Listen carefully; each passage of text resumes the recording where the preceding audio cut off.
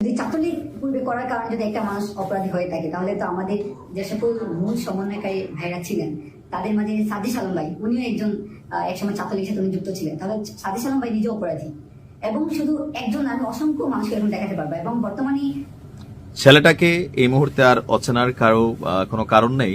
মাহাদি আলম যুক্তিবাদী, আমি যুক্তিবাদী দিলাম এই কারণে যে যুক্তিটা এই মাহাদি দেখিয়েছে, এই যুক্তি কিন্তু খণ্ডন করার কোনো সুযোগ নেই। তাহলে কি সার্জিস আলমও গ্রেপ্তার হবে?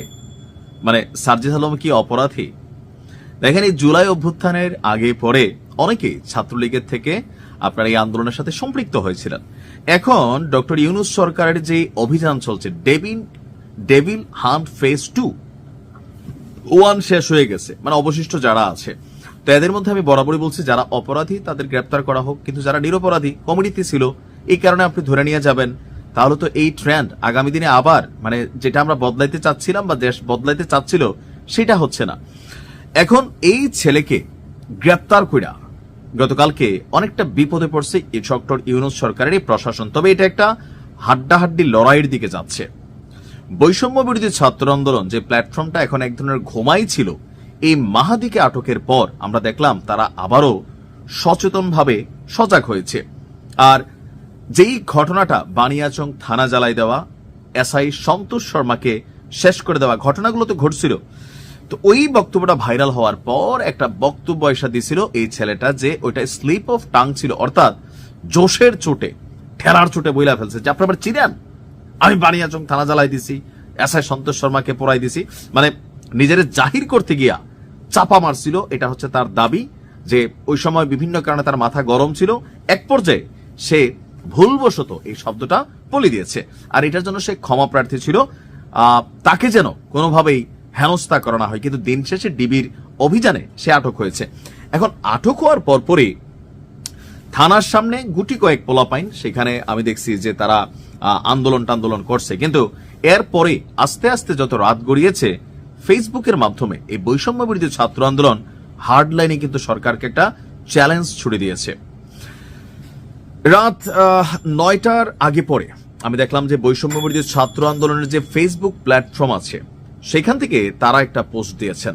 ওই পোস্টে বলা হয়েছে, জুলাই যোদ্ধা মাহাদি হাসানকে 1 ঘন্টার মধ্যে অবিলম্বে নিঃশর্তভাবে মুক্তি দিতে হবে, অন্যথায় বৈষম্য বিরোধী ছাত্র আন্দোলন সারা দেশে কঠোর কর্মসূচি দিতে বাধ্য হবে। তো এখন আমি যখন নিউজটা করছি 1 ঘন্টা পার হয়ে গেছে, আর এই 1 ঘন্টার মধ্যে তাকে মুক্ত করা হয়নি বা মুক্তি দেওয়া হয়নি। তবে বিভিন্ন মাধ্যমে আমরা যতটুকু জানছি যে তাকে আসলে সেই থানা জ্বালাই দেওয়া অথবা এসআই সন্তোষ শর্মার যে মৃত্যুর দায় স্বীকারোক্তি সে দিয়ে বসছিল, ওই ইস্যুতে তাকে আসলে আসামি করা হয় নাই। আসামি করা হয়েছে কেন? ভেতরে একটা চাপ ছিল, পুলিশের মধ্যে একটা গোসা ছিল, বা পাবলিকলি একটা থানায় বসে এই ধরনের একটা স্টেটমেন্ট যখন একজন পুলিশ অফিসারের সামনে বা একজন সার্কেল এসপির সামনে সে দিয়া বসছে, স্বাভাবিকভাবে এটা নিয়ে পুলিশ একটা প্রশাসনিক চাপে পড়ছে, সবার কাছে চাপে পড়ছে। আর এই মাহাদি হাসানের জন্য রাজনৈতিকভাবে কেউ কিন্তু তার পক্ষে স্ট্যান্ড নেয়নি। এমনকি প্রথম দিকে আমরা দেখছি বৈষম্য বিরোধী ছাত্র আন্দোলনের পক্ষ থেকেও তাহাকে শোকজ করা হয়েছিল।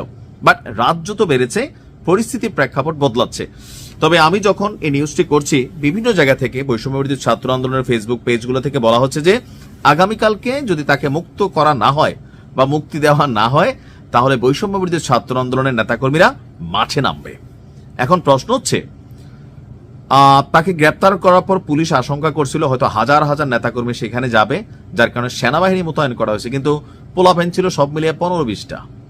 এখন রাত্রের মধ্যে বাকি যারা টেনশনে পড়ছে, যারা এরকম বিভিন্ন সময়, আমার ধারণা একটা অংশ ভালো যারা জুলাই আগস্টে ধরেন আন্দোলন করছে, কিন্তু আরেকটা অংশ যারা অপরাধ করছে, যারা থানাতে আগুন দিছে, পুলিশ হত্যা করছে বা বিভিন্ন ধরনের অপকর্মে জড়িত, এরা প্রত্যেকে টেনশনে পড়ে গেছে যে ভাই মাহাদিরে ধরে ফেলছে, এত প্রভাবশালী ছোট্ট একটা ছেলে, কলিজাটা বড়, তো এই ছেলের যেহেতু ধরে ফেলছে, এখন যদি তার পক্ষে আমরা না দাঁড়াই, আগামীতে আমাদেরকে 100% আপনি জানিয়ে রাখেন যারা পুলিশ হত্যা করছেন প্রত্যেকের আজ হোক কাল হোক 10 বছর পরে হোক আপনি কিন্তু বিচারের মধ্যে পড়বেন। আপনার পক্ষে কেউ মাঠে নামবে না, টেকনিক্যালি নামবে না, কারণ হত্যাকে কেউ প্রমোট করে না। সো তারা একটা টেনশনে পড়ছে যে না, এখন একটু ৮-৬ বাইধা নামা দরকার। আবার অনেকে মনে করতেছেন যে এনসিপির মাঠের শক্তি হিসাবে এই টিমটাকে জিন্দা রাখা দরকার, পেছন থেকে হয়তো এখানে একটা কলকাঠি নাড়া হচ্ছে। তো সবকিছু মিলেয়া আজকে একটা কঠিন দিন যাবে। আবার এই ট্যাগের মধ্যে সার্জিস আলমকে আনা হয়েছে। তো সবকিছু মিলে আমি জানি না আজকে কি হতে যাচ্ছে, তবে যে কোনো সময় যে কোনো একটা উত্তেজনাকর পরিস্থিতি গড়াতে পারে। দেখা যাক কি হয়। ভালো থাকুন।